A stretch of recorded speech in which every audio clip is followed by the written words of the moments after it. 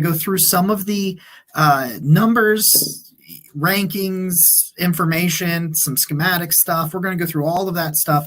So we're going to start here.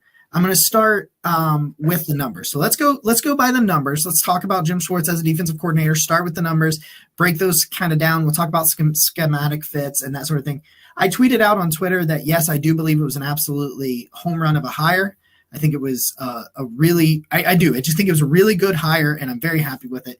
So let's talk about his last 6 seasons as a defensive coordinator. So he was the head coach in Detroit. He gets fired as the head coach. He spends 1 year in Buffalo, then takes a year off and spends 5 years with the Eagles. And then he was just a senior defensive assistant with the Titans this year. So in points allowed, this is where I always go to. Total defense, I always think to myself, when I'm talking about a defensive ranking, I want to know about the points allowed.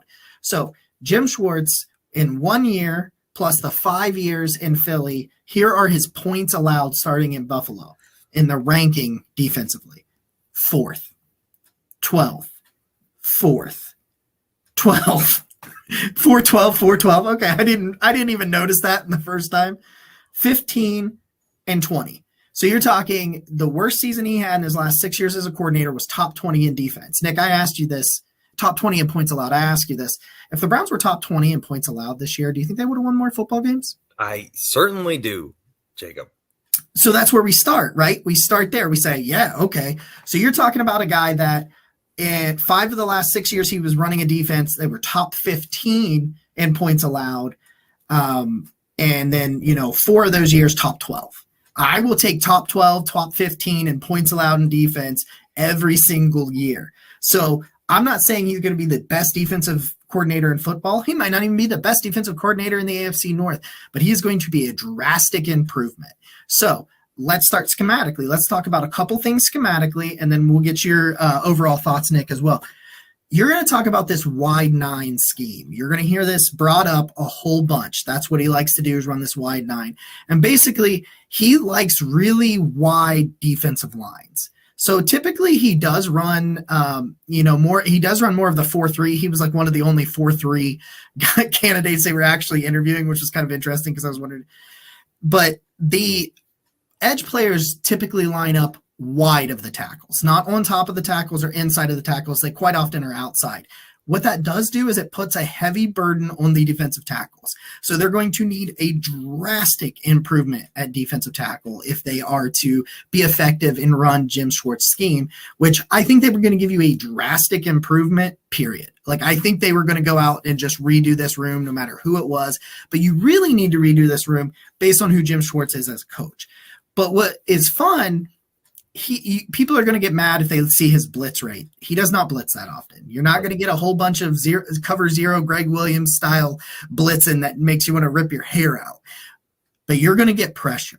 Jim Schwartz excels at defensive line play and manipulation to produce pressure. There was a former, if you go over on the Browns Wire, Corey Kennan wrote something up about a former Browns defensive tackle that has played in Jim Schwartz's system, who literally was like, Myles Garrett's going to destroy people in that system. Like, he is able to manipulate offensive lines in such a way that his front 4 get pressure at a ridiculous rate, and that is what he hangs his hat on.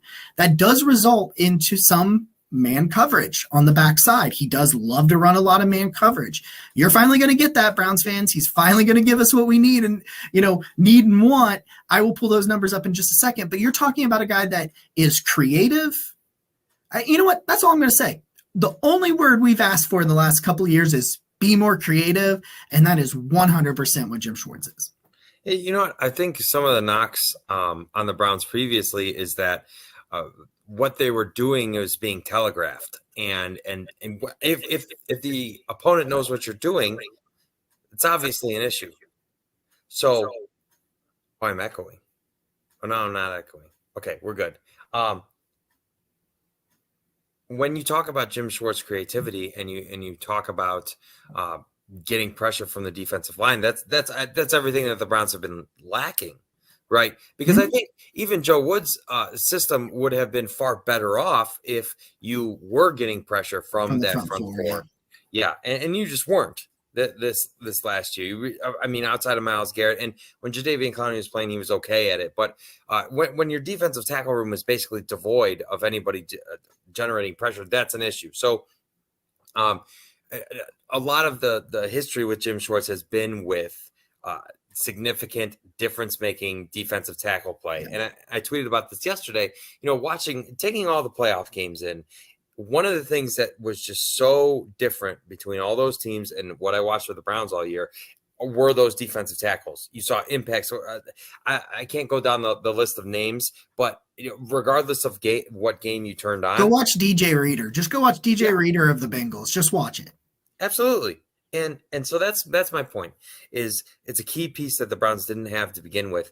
And obviously it's all the more important now with Jim Schwartz being your defensive coordinator. So I think that, and a lot of people have said this already, but that indicates that the Browns are going to also invest heavily in defensive tackle, which I think is good news, because that's something we've all wanted.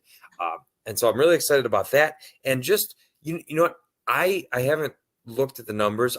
I couldn't imagine the last time the Browns were top 10 in points allowed. And when you talked about Jim Schwartz and some of his rankings, right, there were multiple top 10 finishes or near, right? It's 412.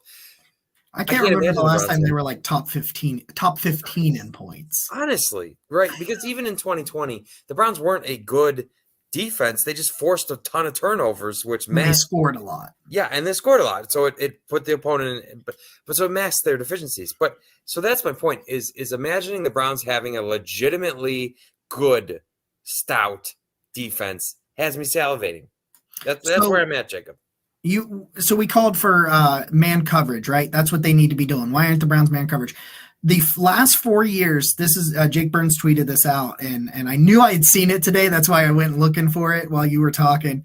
The last 4 years that he was in Philly, this is the NFL ranking in usage of man coverage. 8th, 17th, 7th, and 5th. So he will put those corners out there. You do need players that can play man coverage, and that is the strength that AB has accumulated through draft picks and through free agents and things like that. That man coverage is where a lot of our defensive backs are able to, it's their strength. That's where they flourish, that sort of thing.